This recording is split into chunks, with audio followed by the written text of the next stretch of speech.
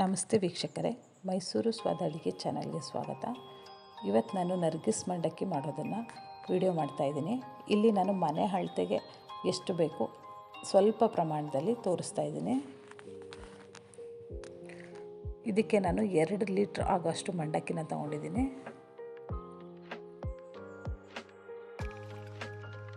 ಈ ಮಂಡಕ್ಕಿಗೆ 4 spoon ಹುರಿಗಡಲೆನ powder ಮಾಡಿ ಇಟ್ಕೊಂಡಿದ್ದೀನಿ. 3 ಸ್ಪೂನ್ ಸಕ್ಕರೆನ ಪೌಡ್ರ್ ಮಾಡಿ ಇಟ್ಕೊಂಡಿದ್ದೀನಿ. 10 ರಿಂದ 12 ಬೆಳ್ಳುಳ್ಳಿನ ಹೆಚ್ಚಿಟ್ಕೊಂಡಿದ್ದೀನಿ.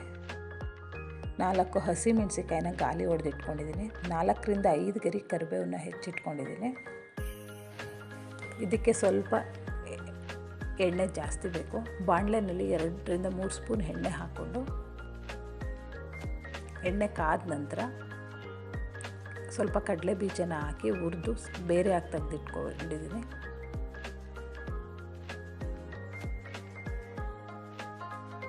ಅದೇ ಎಣ್ಣೆಗೆ ಮೊದಲು ಗಾಲಿ ಹೊಡೆದಿರೋಂಥ ಹಸಿಮೆಣಸಿಕಾಯಿನ ಹಾಕಿ ಬೇಯಿಸಿದಾಗ ಅದು ಲೈಟಾಗಿ ಮೇಲೆ ಬರುತ್ತೆ. ಅದು ಬೆಂದ ನಂತರ ಅದಕ್ಕೆ ಕರಿಬೇವನ್ನ ಸೇರಿಸ್ತಾ ಇದ್ದೀನಿ. ಕರಿಬೇವು ಕೂಡ ಬೆಂದ ನಂತರ ಲೈಟ್ ಆಗುತ್ತೆ. ಆವಾಗ ಹೆಚ್ಚಿರೋ ಅಂಥ ಬೆಳ್ಳುಳ್ಳಿನ ಸೇರಿಸ್ಕೋಬೇಕು.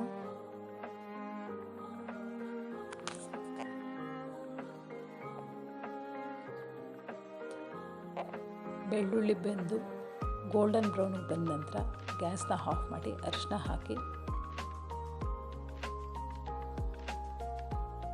ಇದು ಸ್ವಲ್ಪ ಬಿಸಿಯಾಗಿರುವಾಗಲೇ ಮಂಡಕ್ಕಿ, ನಂತರ ಪುಡಿ ಮಾಡಿ ಇಟ್ಕೊಂಡಂಥ ಹುರಿಗಡಲೆ ಪುಡಿ, ಸಕ್ಕರೆ ನಿಮ್ಮ ಟೇಸ್ಟಿಗೆ ತಕ್ಕಂತೆ ಬೆರೆಸ್ಕೊಳ್ಳಿ. ಸಿಹಿ ಜಾಸ್ತಿ ಬೇಕು ಅಂದರೆ 3 ಸ್ಪೂನ್ ಪೌಡ್ರನ್ನ ಕೂಡ ಹಾಕಿ, ರುಚಿಗೆ ತಕ್ಕಷ್ಟು ಉಪ್ಪು, ಹುರಿದಿಟ್ಕೊಂಡಿದ್ದಂಥ ಕಡಲೆ ಬೀಜ ಎಲ್ಲನೂ ಒಟ್ಟಿಗೆ ಸೇರಿಸಿ ಕೆಳಗಡೆಯಿಂದ ತಳದಿಂದ ನೀಟಾಗಿ ಬೆರೆಸ್ಕೋಬೇಕು. ಇದು ಬೇಸಿಕ್ ನರ್ಗಿಸ್ ಮಂಡಕ್ಕಿ. ಇವಾಗ ನರ್ಗಿಸ್ ಮಂಡಕ್ಕಿ ರೆಡಿಯಾಗಿದೆ. ನೀವು ಇದನ್ನು ಹಾಗೆ ಸ್ಟೋರ್ ಮಾಡಿ ಇಟ್ಕೊಂಡು ಕೂಡ ಬಳಸ್ಬೋದು. ಇವಾಗ ನಾನು ಇದಕ್ಕೆ ಸ್ವಲ್ಪ ಈರುಳ್ಳಿ, ಕ್ಯಾರೆಟು, ಕೊತ್ತಂಬರಿ ಸೊಪ್ಪು, ಸ್ವಲ್ಪ ಸೇವು ಇಷ್ಟನ್ನು ಬೆರೆಸ್ತಾ ಇದ್ದೀನಿ. ನೀವು ಇದನ್ನು ಸ್ನ್ಯಾಕ್ಸ್ ಥರ ಬಳಸ್ಕೋಬೋದು ಸಂಜೆ. ಈ ವಿಡಿಯೋ ನಿಮ್ಗೆ ಇಷ್ಟ ಆಗಿದ್ದರೆ ಸಬ್ಸ್ಕ್ರೈಬ್ ಮಾಡಿ, ಲೈಕ್ ಮಾಡಿ.